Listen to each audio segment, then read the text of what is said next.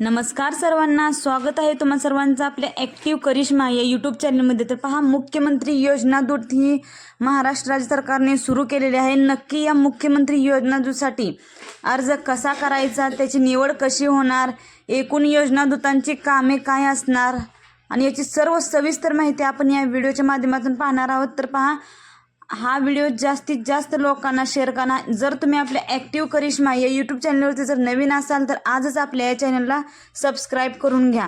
तर चला पाहूया याची माहिती की योजना दूतसाठी अर्ज कसा करायचा ते. तर पहा, महाराष्ट्र शासनाच्या कौशल्य, रोजगार, उद्योजकता व नाविन्यता विभाग आणि मुख्यमंत्री जनकल्याण कक्ष यांच्यामार्फत संयुक्तपणे मुख्यमंत्री युवा प्रशिक्षण योजना ही राबवण्यास येत आहे आणि 9 जुलै 2024 रोजीच्या शासन निर्णयानुसार मान्यता देण्यात आली आहे.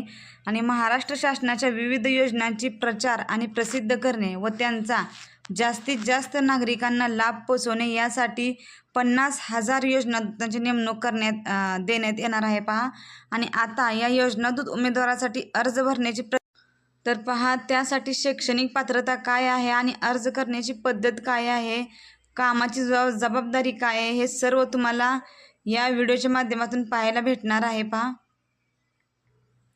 तर योजनादूत कार्यक्रमाच्या अंमलबजावणीबाबतची जबाबदारी आहे ती माहिती व जनसंपर्क महासंचालनालय यांच्यावर सोपवण्यात आलेली आहे. पहा, नेमणूक केलेल्या योजनादूतांचे मानधन कौशल्य व रोजगार, उद्योजकता व नाविन्यता विभागाकडून देण्यात येणार आहे. आणि तसेच योजनादूतांच्या निवडीसाठी निकष, अटी व शर्ती तयार करण्याबाबतची कार्यवाही माहिती व जनसंपर्क महासंचालनालयाकडून सादर करण्यात येणार आहे. पहा, त्या अनुषंगानेच मुख्यमंत्री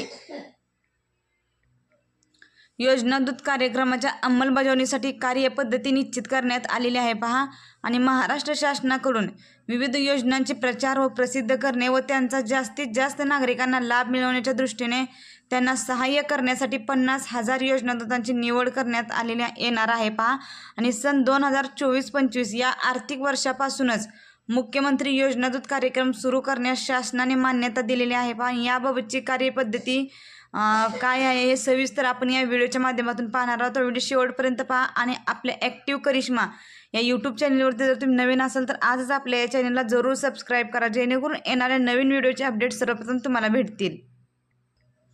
तर पहा, महाराष्ट्र शासनाच्या माहिती व जनसंपर्क महासंचालनालय आणि मुख्यमंत्री जनकल्याण कक्ष यांच्यामार्फत संयुक्तपणे मुख्यमंत्री योजनादूत कार्यक्रम राबवला जाणार आहे.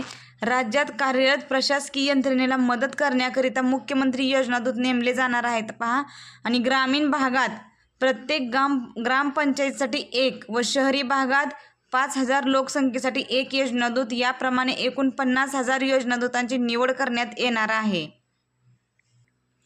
तर मुख्यमंत्री योजनादूत प्रत्येक योजनादूतास प्रत्येक महिना 10,000 रुपये एवढे मानधन देण्यात येणार आहे. पहा, आणि एवढे मानधन त्यांना देण्यात येऊन प्रवास खर्च, सर्व भत्ते ह्या सर्व याच्यामध्ये समावेश असणार आहेत. पहा, आणि निवड झालेल्या मुख्यमंत्री योजनादूतांसोबत 6 महिन्यांचा करार केला जाणार असून हा करार कोणत्याही परिस्थितीत वाढवण्यात येणार आहे. म्हणजे एकूणच मुख्यमंत्री योजनादूत हा जो कार्यक्रम आहे याचा करार फक्त 6 महिन्यांचाच असणार आहे. तर मुख्यमंत्री योजनादूतांच्या निवडीसाठी कोणकोणती पात्रता लागणार आहे हे आपण जाणून घेऊया आता. तर पहा, संबंधित उमेदवाराचे वय हे 18 ते 35 या दरम्यान असावे. शैक्षणिक पात्रता आहे. पहा, कोणत्याही शाखेचा पदवीधर म्हणजे त्याचं ग्रॅज्युएशन कंप्लीट असणं आवश्यक आहे. त्याला संगणक ज्ञान असणे आवश्यक आहे. पहा, आणि उमेदवाराकडे आता आपण पाहतो की सर्व माहिती ऑनलाईन झालेली आहे, त्यामुळे उमेदवाराला संगणकाची माहिती असणे आवश्यक आहे. एकूणच त्याचा कोणता तरी संगणकाचा MSCIT किंवा CCC हा कोर्स झालेला असावा. उमेदवाराकडे मोबाईल असणे आवश्यक आहे. उमेदवार हा महाराष्ट्राचा आदिवासी म्हणजेच की रहिवासी असणे आवश्यक आहे. आणि उमेदवारांचे आधार कार्ड असावे व त्याच्या नावाचे बँक खाते आधारशी लिंक असावे. पहा, आपण आज पाहू शकतो की शासन जो काही योजना काढत आहे त्या सर्व योजनांचे जे पैसे येत आहेत ते DBTद्वारे येत आहेत. त्यामुळे आज आपल्या बँकेत आधार आणि बँक सीडिंग करणे खूपच महत्त्वाचे आहे. तर मी डिस्क्रिप्शन बॉक्समध्ये तुम्हाला एक लिंक देत आहे, त्या लिंकवरती जाऊन तुम्ही आपलं आधार आणि बँक एकमेकाशी लिंक आहे की नाही हे चेक करू शकता. बघा, जे कोणी उमेदवार मुख्यमंत्री योजना दूतसाठी अर्ज करणार आहेत त्यांचेही आधार कार्ड असावे व आधार कार्ड हे त्यांच्या बँक खात्याशी लिंक केलेले असावे। तर योजनादूत निवडीसाठी उमेदवाराला कोणकोणती कागदपत्रे सादर करावायची आहेत हे आपण पाहूया आता। तर पहा, विहित नमुन्यातील मुख्यमंत्री योजनादूत कार्यक्रमासाठी केलेला ऑनलाईन अर्ज, आधार कार्ड आणि पदवी उत्तीर्ण असल्याबाबतचा पुरावा देखील इथं सादर करायचा आहे। तसेच तहसीलदाराकडून भेटलेला अधिवास प्रमाणपत्र म्हणजेच की रहिवासी दाखला, वैयक्तिक बँक खात्याचा तपशील आणि पासपोर्ट आकाराचा फोटो आणि एक ऑनलाईन अर्जासोबत जो हमीपत्र भेटतोय तो हमीपत्रसुद्धा तुम्ही डाउनलोड करून घ्यायचं आहे आणि ते हमीपत्रसुद्धा तुम्हाला हे जमा करावं लागणार आहे। तर आता आपण पाहूया मुख्यमंत्री योजनादूतांची नेमणूक नक्की कशा पद्धतीने होणार, म्हणजेच की यांची निवड प्रक्रिया जी होणार आहे ती निवड प्रक्रिया कोणत्या माध्यमातून होणार आहे, म्हणजे कशा प्रकारे त्यांची निवड प्रक्रिया होणार आहे हे आपण पाहू शकतोय। पहा, उमेदवाराच्या नोंदणीची व प्राप्त अर्जाची छाननी प्रक्रिया माहिती व जनसंपर्क महासंचालनाद्वारे नियुक्त करण्यात आलेल्या बाह्य संस्थेमार्फत संपूर्णतः ऑनलाईनरित्या पूर्ण करण्यात येईल। पहा, ही छाननी नमूद केलेल्या पात्रतेच्या निकषानुसारच करण्यात येईल। पहा, आणि ऑनलाईन जे अर्ज प्राप्त झाले त्या अर्जांची छाननी केल्यानंतरच पात्र उमेदवारांची यादी राज्यातील प्रत्येक जिल्हा माहिती अधिकारी यांच्याकडे पाठवण्यात येईल। पहा, आणि जिल्हा माहिती अधिकारी हे सहाय्यक म्हणजे जिल्ह्याचे जे सहाय्यक आयुक्त आहेत, कौशल्य विकास, रोजगार व जिल्हाधिकारी यांनी प्राधिकृत केलेल्या प्रतिनिधी यांच्या समन्वयानेच प्राप्त अर्जाशी संबंधित छाननी केल्यानंतरच।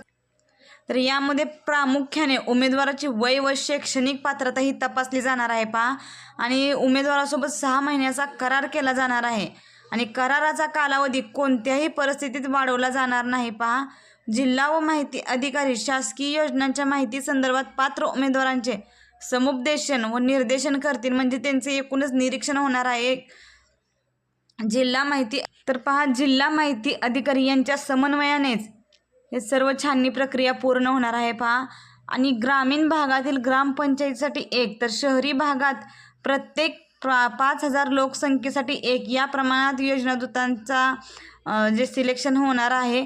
आणि मुख्यमंत्री योजनादूत या कार्यक्रमाअंतर्गत उमेदवारांना सोपवण्यात येणारे कामकाज हे शासकीय सेवा म्हणून समजण्यात येणार नाही, म्हणजे ही गव्हर्नमेंट जॉब समजण्यात येणार नाही। तर या सबब या नेमणुकीच्या आधारे भविष्यात शासकीय सेवेत नियुक्तीची मागणी अथवा हक्क सांगितला जाणार नाही।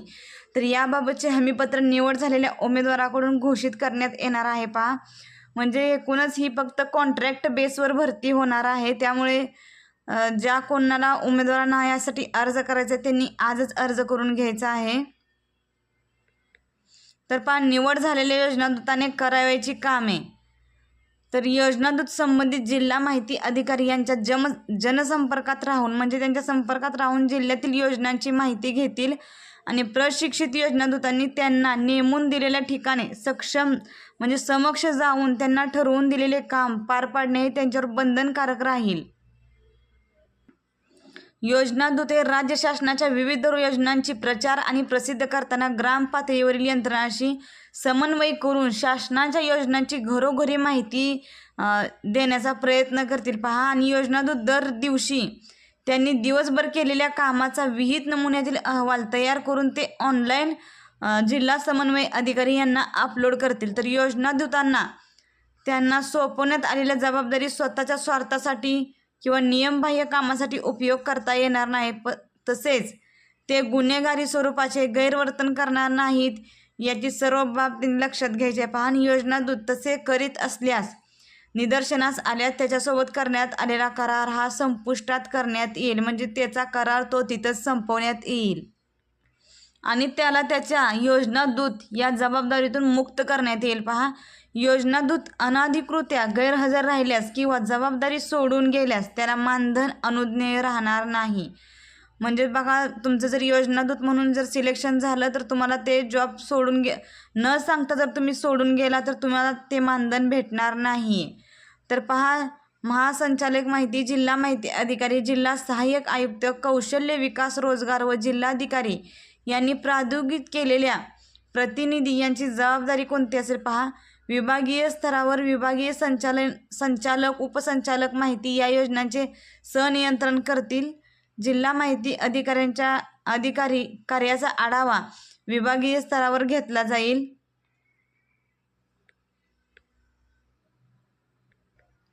तर पहा, जिल्हा माहिती अधिकारी हे या योजनेसाठी संबंधित जिल्ह्याचे नोडल ऑफिसर असतील आणि संबंधित जिल्ह्यातील योजनादूतांनी विहित नमुन्यात ऑनलाईन अर्ज अपलोड केलेल्या त्यांच्या दैनंदिन कामकाजाचा आढावा जिल्हा माहिती अधिकारी हे घेतील. तसेच संबंधित योजनादूतांना त्यांनी केलेले दिवसभराचे काम हे ऑनलाईन पद्धतीने वरती पाठवणे आवश्यक आहे. पहा, माहिती व जनसंपर्क महासंचालनालयातील उपसंचालक यांची नोडल अधिकारी म्हणून जबाबदारी कोणती हे आपण पाहूया आता. तर मुख्यमंत्री योजनादूत कार्यक्रमाशी संबंधित कामकाजाचे समन्वय करतील. प्रत्येक जिल्हा माहिती अधिकारी उपसंचालक यांच्याकडून दैनंदिन आढावा घेतील. प्रत्येक जिल्ह्याने मुख्यालयाला साप्ताहिक अहवाल पाठवल्यानंतर त्यांचे विश्लेषण करतील. योजनादूत कार्यक्रमाच्या संपूर्ण प्रक्रियेसाठी नियुक्त केलेल्या बाह्य संस्थेकडून अहवाल तयार करून घेतील व त्यानुसार राज्यातील कोणत्या जिल्ह्याचे काम समाधानकारक आहे अथवा नाही हे तपासून त्यांचा अहवाल तयार करतील. तर पहा, योजनादूतांची निवड व समुपदेशन व निर्देशन आणि उद्दिष्टाप्रमाणे कामकाज केल्याप्रमाणे अहवाल संबंधित जिल्हा माहिती अधिकारी यांच्याकडून प्राप्त करून घेतील. तर मुख्यमंत्री योजनादूतांना द्यावयाचे मानधन व त्याकरिता करावयाच्या अर्थसंकल्पित तरतुदीबाबत काय म्हटलेलं आहे ते पहा. तर कार्यक्रमाच्या अंमलबजावणीसाठी 50,000 योजनादूताकरिता प्रति महिना 10,000 रुपये याप्रमाणे 6 महिन्याकरिता अंदाजे रुपये 300 कोटी इतका खर्च अपेक्षित आहे. आणि 9 जुलै 2024 रोजीच्या शासन निर्णयात स्पष्ट केल्याप्रमाणेच योजनादूतांच्या मानधनावरील खर्च कौशल्य रोजगार उद्योजकता व नाविन्यता विभागामार्फत करण्यात येणार आहे. आणि या कार्यक्रमाअंतर्गत योजनादूतांची निवड समुपदेशन निर्देशन व त्यांनी उद्दिष्टाप्रमाणे केलेले कामकाज संपूर्ण खातरजमा केल्यानंतरच पहा त्या योजनादूताला त्याचे मानधन हे जनसंपर्क महासंचालक यांच्याकडून भेटणार आहे. आणि जर त्यांचे काम समाधानकारक राहिले तरच त्यांना हे मानधन अदा केले जाणार आहे. तर पहा, तुम्हाला जर हा शासन निर्णय पाहायचा असेल तर महाराष्ट्र शासनाच्या www.maharashtra.government.in या संकेतस्थळावर जाऊन तुम्ही हा GR पाहू शकताय. आणि जिल्ह्यातील होतकरू व गरजू पात्र उमेदवारांनी या योजनेचा जरूर लाभ घ्यावा असे आवाहन जिल्हा प्रशासनाकडून तसेच जिल्हा माहिती कार्यालयाकडून करण्यात येत आहे. आणि ज्या कोणी पात्र उमेदवाराला यासाठी अर्ज करायचा आहे त्यांनी आजच या योजनेसाठी अर्ज करून घ्या.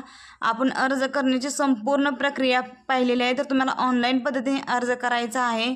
जर तुम्हाला याच्याबद्दल अजून काही माहिती असेल तर मी स्क्रीनवर जी वेबसाईट दिलेली आहे www.maharashtra.government.in या वेबसाईटवर जाऊन तुम्हाला इतर कोणती माहिती पाहिजे हे तुम्ही चेक करू शकताय.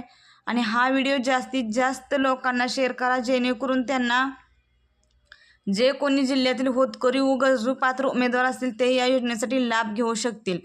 आणि या व्हिडिओसाठी एक लाईक नक्कीच करा. आणि आपल्या ॲक्टिव्ह करिश्मा या यूट्यूब चॅनलवर जर तुम्ही नवीन असाल किंवा तुम्ही अजूनही आपल्या या चॅनलला सबस्क्राईब केलं नसेल तर आत्ताच आपल्या ॲक्टिव्ह करिश्मा या यूट्यूब चॅनलला जरूर सबस्क्राईब करून घ्या. आणि हा व्हिडिओ गरजू लोकांपर्यंत पोहोचवा जेणेकरून ते या योजनेचा लाभ घेऊन त्यांना एक थोड्याशा प्रमाणात नोकरी करण्याची संधी